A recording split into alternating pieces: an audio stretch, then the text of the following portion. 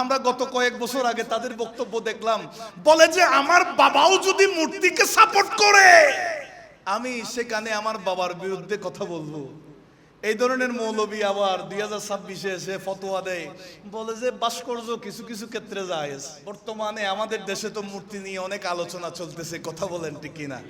ভাস্কর্য নিয়ে কথা হচ্ছে না?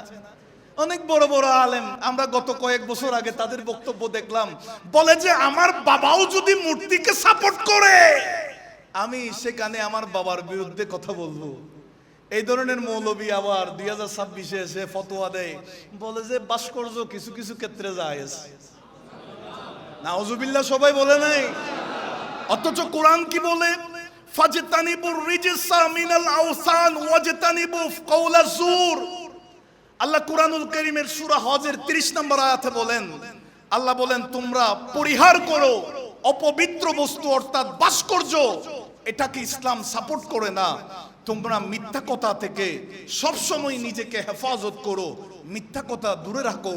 আল্লাহ তাআলা কোরআনের মধ্যে স্পষ্ট ফয়সালা দিয়ে দিয়েছেন, মূর্তি ভাস্কর্য যেই দল আসুক না কেন ক্ষমতায়, কখনো জায়েজ বৈধ বলা যাবে না। ফতোয়া বছরে বছরে চেঞ্জ হয়। এই ধরনের মৌলবী বাংলাদেশে আছে না নাই? অথচ কোরআনুল কারীমে আল্লাহ ফতোয়া দিয়ে দিয়েছেন, ভাস্কর্য বানানো, মূর্তি বানানো এটা ইসলাম বিরোধী কাজ। শরীয়তের মধ্যে এটার ফয়সালা হারাম। কথা বলেন ঠিক কিনা? এটা মানতে অসুবিধা আছে? সোশ্যাল মিডিয়ায় বলতে কোনো লজ্জা আছে?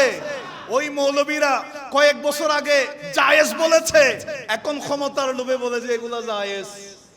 আগে বলছে না জায়েজ, এখন বলে। অথচ হাদিসের মধ্যে সহিহ বুখারীতে হাদিসটা 7557 নম্বর হাদিস, আন্না রাসূলুল্লাহি সাল্লাল্লাহু আলাইহি ওয়াসাল্লাম কল, নবীজি বলেন, ইন্না আসহাবা হাদিহি সুওয়ার, আল্লাহর নবী বলেন যারা বিভিন্ন রকমের ভাস্কর্য বানায়, মূর্তি বানায়, ইউআযাবুনা ইয়াউমাল কিয়ামা, কিয়ামতের ময়দানে তাদেরকে আযাব দেওয়া হবে, কঠিন শাস্তি দেওয়া হবে। শুধু তা নয়, ওয়া ইউকালু লাহুম আহইয়ু মা খালাকতুম, তাদেরকে বলা হবে এই যে মূর্তিটা তুমি বানিয়েছো, এই মূর্তির ভিতরে প্রাণ দাও। এই যে ভাস্কর্য তুমি বানিয়েছো, এটার ভিতরে জীবন দাও। এই কথা বলে বলে তাদেরকে আযাব দেওয়া হবে। চিৎকার দিয়ে বলি নাউজুবিল্লাহ। আরো জোরে বলেন। আমরা মুসলমান ইমানদার কখনো ভাস্কর্যের পক্ষে কথা বলতে পারি? আমরা কখনো মূর্তিকে জায়েজ বলতে পারি? আমরা তো সেই নবীর উম্মত যেই নবী দুনিয়াতে কদম রাখার সাথে সাথে খানায়ে কাবার 360 মূর্তি নবীর আগমনে সিজদার মধ্যে লুটে পড়েছে। বলিন আল্লাহু আকবার। একজন রাজা ছিল যার নাম হচ্ছে রাজা বখতে নসর। সেই রাজার সময়কালে জামানায় আল্লাহর একজন নবী এসেছেন, যিনার নাম হচ্ছে হযরতে দানিয়াল আলাইহিস সালাম। সুবহানাল্লাহ বলেন। একটু মনোযোগ। রাজা একটা স্বপ্ন দেখেছে। সকালবেলা স্বপ্ন দেখেছে, ঠিক আছে, কি দেখছে ভুলে গেছে। স্বপ্ন দেখেছে, স্বপ্নে কি দেখেছে এটা ভুলে গেছে। সমস্ত স্বপ্নের যারা তাবির করে তাদেরকে তদবির করে তাদেরকে নিয়ে এসেছে, বলে যে আমি স্বপ্ন দেখছি, এটা ভেঙে দাও। বলে যে ওগো রাজা কি দেখছেন? কি দেখছি এটাও ভুলে গেছি। বলে যে আমাদের দ্বারা সম্ভব না। এইভাবে সমস্ত বড় বড় পণ্ডিতরা তারা সারেন্ডার হয়েছে, আমাদের দ্বারা এই স্বপ্ন সমাধান দেওয়া সম্ভব না। সেই সময় রাজার কারাগারের মধ্যে বন্দী ছিল আল্লাহর নবী হযরতে দানিয়াল আলাইহিস সালাম। তিনার কাছে এই সংবাদ পৌঁছে গেছে রাজা বড় সমস্যার মধ্যে আছে। তিনি ওই কয়েদখানার জেলারকে বলছে রাজাকে সংবাদ দিয়ে আসো, তিনার স্বপ্নের সমাধান আমার কাছে আছে। তো আল্লাহু আকবার বলি।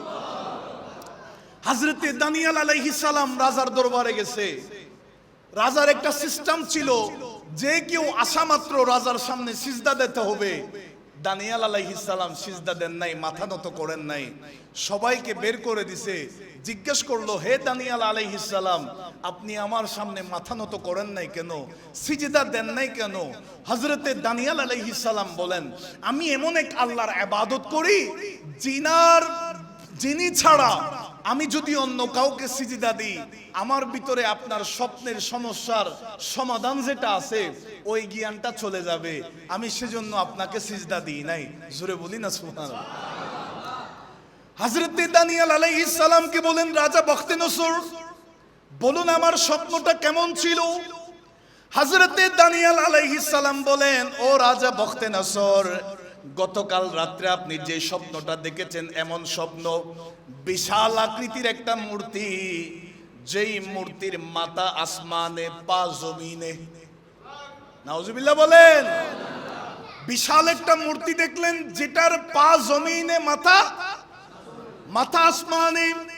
শুধু তা নয়, সেই মূর্তির উপরের অংশটা স্বর্ণের তৈরি, মাঝখানের অংশটা রূপার তৈরি, শেষের অংশটা তামার তৈরি, দুইটা হাত লোহার তৈরি, দুইটা পা পাথরের তৈরি।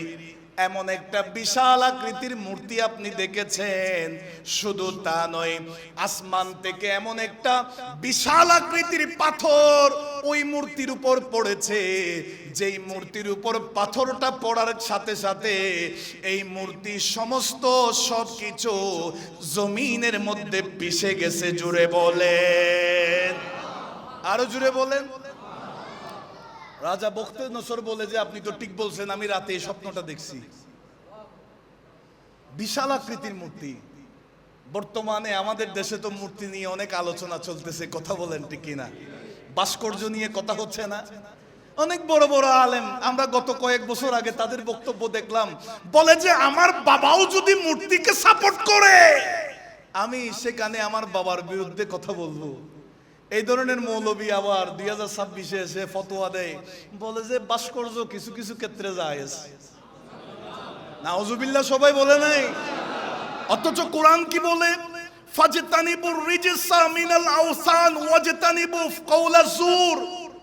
আল্লাহ কুরআনুল কারীমের সূরা হজের 30 নম্বর আয়াতে বলেন, আল্লাহ বলেন, তোমরা পরিহার করো অপবিত্র বস্তু অর্থাৎ ভাস্কর্য। এটাকে ইসলাম সাপোর্ট করে না। তোমরা মিথ্যা কথা থেকে সবসময় নিজেকে হেফাজত করো, মিথ্যা কথা দূরে রাখো। আল্লাহ তাআলা কোরআনের মধ্যে স্পষ্ট ফয়সালা দিয়ে দিয়েছেন, মূর্তি ভাস্কর্য যেই দল আসুক না কেন ক্ষমতায়, কখনো জায়েজ বৈধ বলা যাবে না। ফতোয়া বছরে বছরে চেঞ্জ হয়। এই ধরনের মৌলবী বাংলাদেশে আছে না নাই? অথচ কোরআনুল কারীমে আল্লাহ ফতোয়া দিয়ে দিয়েছেন, ভাস্কর্য বানানো, মূর্তি বানানো এটা ইসলাম বিরোধী কাজ।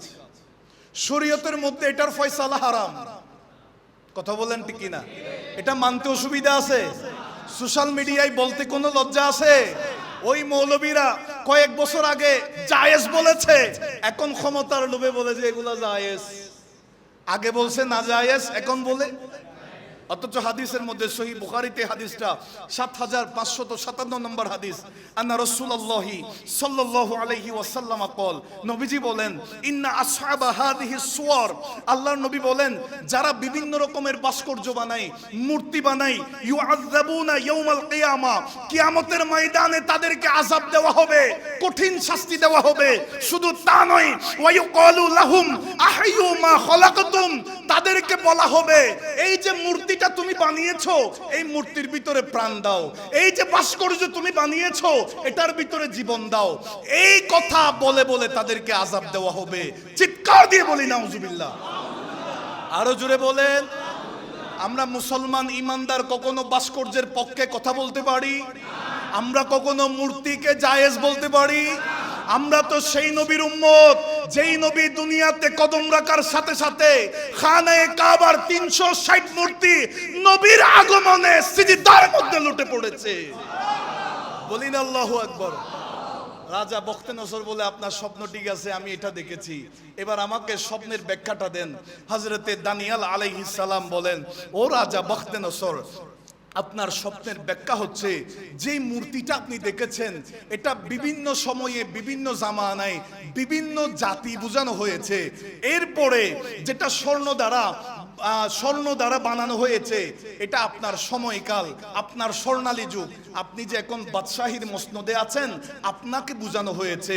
আর যেটা তামা দ্বারা বোঝানো হয়েছে, সেটা হচ্ছে আপনার পরবর্তী আপনার সন্তান।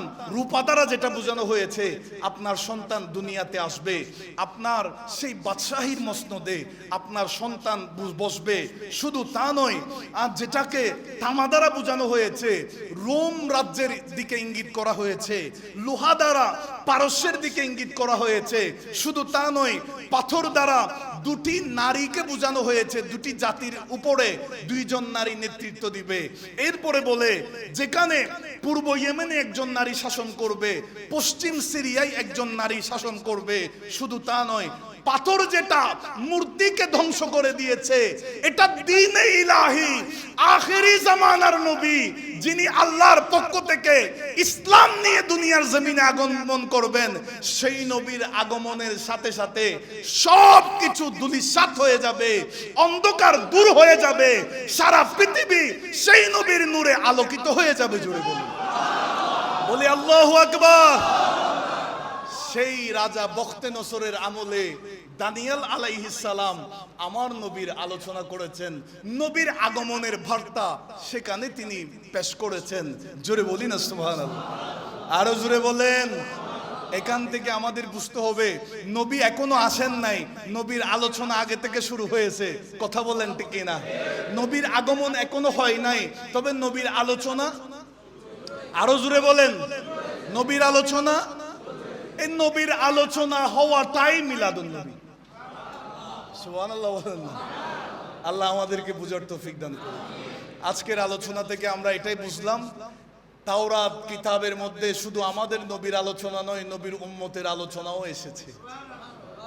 অন্যান্য নবীরা আমার নবীর উম্মত হওয়ার জন্য আকাঙ্ক্ষা করেছে, আশা করেছে। সুবহানাল্লাহ বলেন। আল্লাহ পাক আমাদের সকলকে কবুল করুন। আরো জোরে বলেন। আমি গত জুমায় আলোচনায় বলেছিলাম যে নবীর আগমনে সবাই খুশি, ইবলিস ছাড়া সবাই। আর বর্তমানে আমাদের দেশে ইবলিসের উত্তরসূরি যারা আছে, ইবলিসের অনুসারী যারা আছে, তারা নারাজ। আখিরি জামানার উম্মতের নবী সুন্নি মুসলমানরা নবীর আগমনে খুশি। কথা বলেন ঠিক না?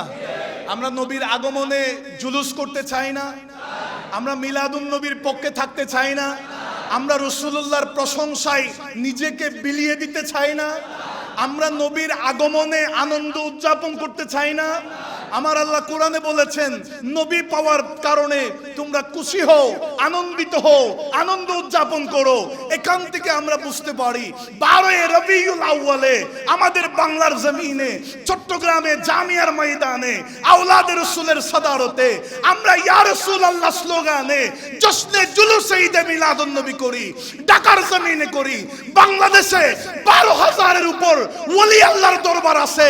প্রতিটা দরবারে দরবারে, প্রতিটা খানাকায় খানাকায়, প্রতিটা পীরের অনুসারীরা নবীর আগমনে জশ্নে জুলুস করে। কথা বলেন ঠিক না?